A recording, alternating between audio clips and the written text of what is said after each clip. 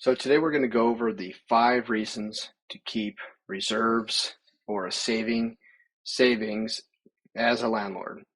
Hello, I'm Ed Wagner with Empire Property Management, and having a reserves or a savings as a landlord is essential to maintaining your property and keeping your peace of mind. And so we're going to go over these 5 reasons in a little bit more detail. So here we go. Number 1, your mortgage payment and the rent are not going to be due and arrive on the same day. So your mortgage payment is going to be paid or due on a different day than when the rent's going to arrive. So even though a lot of mortgage payments have their due date as the middle of the date, I even had one that was towards the end of the date. It was like the 25th. Your rents are not going to be paid to you with Empire until the 19th. Even if you are managing the property yourself and you're watching this, rents are due on the 1st, late on the 5th, and at Empire anyway, we send out late notices and or 10-day notice, for non-payment notices on the 8th of the month. But normally, 99.9% of our tenants pay on time. So, but it still takes about 2 weeks really to pay the vendors. Clear first, all the payments have to clear. That can take anywhere from a day to 5 days, and then before we start making payments to the owners, we have to pay vendors and make sure that all the books are in order before we make those payments. Trust accounting laws dictate that we have to reconcile the accounts and everything else, make sure that all the money's there. And so we can't really make payments until the 19th of the month. Well, at that point, even past, the 10th or the 12th of the month, your mortgage payment is just going to be due, and you're just not going to have the money from this month's rent. So you really need to be a month ahead just for this reason. And so it's pretty basic. And of course, you don't have to be there right away. You can fly by the seat of your pants. I know when I was first starting off in the landlord business, that's exactly what we did. We flew by the seat of our pants, but we pinched our pennies, saved our nickels, and built up our reserves. And so that way we can float the month without worrying about it too much. All right, here we go. Number 2, vacancies. So vacancies are just a fact of property management. You're just going to have vacancies, and Empire, we're averaging about 2.5 to 2.75 of a year. We like to say it's 2.5 years plus. So you can count on a vacancy about every 2.5 years, and that's really a healthy number. We really don't want to go much past about 5 years. We start running into deferred maintenance because some things are just really difficult to keep up, such as interior flooring, interior paint. Those items are really difficult when the tenants are in the property, especially like if it's a single bathroom and you need to do a bathroom rehab. Almost impossible when the tenant's in it. So about every 5 years is really what you want to look for. It gets you into the property, able to bring it back up to market condition, and rent condition, market rents as well, which is really important. So if you don't maintain those numbers, then your property tends to go downhill. And so, but you're going to have vacancies, and if you have some needed repairs, some deferred maintenance that you've been putting off because the tenants are in it, for instance, and you decide to do it during that vacancy, it could be vacant for a month or more. So you want to maintain some reserves so that you can float through that without sweating it. All right, number 3, repairs and maintenance. So a lot of the reasons why people hire a property manager is because they don't like dealing with the repairs, especially the midnight call because the water heater just went out.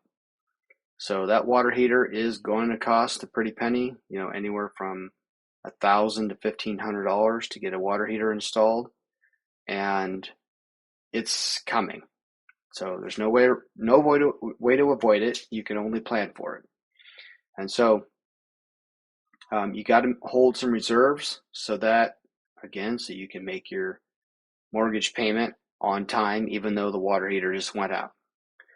So a little bit bigger picture is that you want to maintain some reserves for those capital expenditures, larger ones like roof repairs, exterior painting, appliance replacement. All those things start wearing out the moment they're installed. So that roof that's brand new, it's not really time to rest easy too much. You still got to plan for the next roof, and if you plan for it this way and budget for these items, then it makes things in life a lot nicer. Being a property manager, a lot nicer for us, and being a landlord, of course, having that money without having to go out and borrow it or what have you is going to make being a landlord much more pleasant. All right, here we go next. Property taxes. So the tax man comes every single year, and some cities, taxes can be very expensive. Just for a single family home in the neighborhood, you could be looking at anywhere from $300 to $700 per month that you need to be putting away, because your taxes can be anywhere from between $5,000 and $10,000 really. We've had some higher end properties where the taxes were $15,000 a year, so you need to be putting away over $1,000 a month. And if you don't, at the end of the year, you're not going to have the money, and then your property starts, getting in the rears and the taxes. And usually, in most counties, after 3 years, it goes into tax default or even tax foreclosure. And furthermore, if you get behind the taxes and you have a mortgage on the property, the mortgage company find out about it. They're given notifications of those things, especially when it goes into tax foreclosure. And then all of a sudden the mortgage company is calling the loan. So save for your property taxes, pay them in timely or early. Usually counties have a discount for paying early, but at least pay it on time so there's no penalty in taxes. In order to do that, you're going to need to save some money, or set some money aside for it. All right, last thing, and probably the most important, is peace of mind.